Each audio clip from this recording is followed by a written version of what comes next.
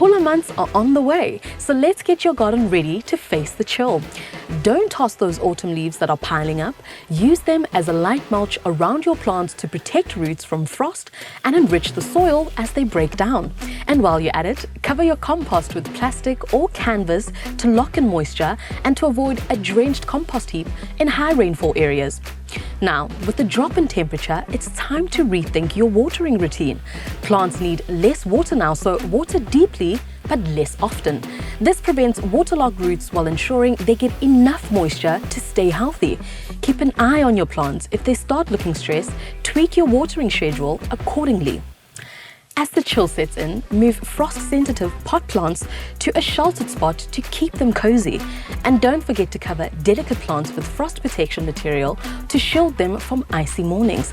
It's also the perfect time to plant winter-loving seedlings like pansies, violas, primulas, and ornamental cabbages. These hardy beauties will bring color to your garden through the colder months. Give them a boost with a balanced fertilizer to help them settle and grow strong. And if you're an adventurous gardener, you can sow the seeds of these winter-loving flowers like pansies, African daisies, poppies, mesembryanthemums, and calendulas. If you're thinking about relocating trees or shrubs, now's your chance. With the heat behind us, they'll have a better opportunity to establish themselves in a new spot. Don't get caught out in the cold. Head to your local GCA garden centre for everything you need to prepare your garden for winter.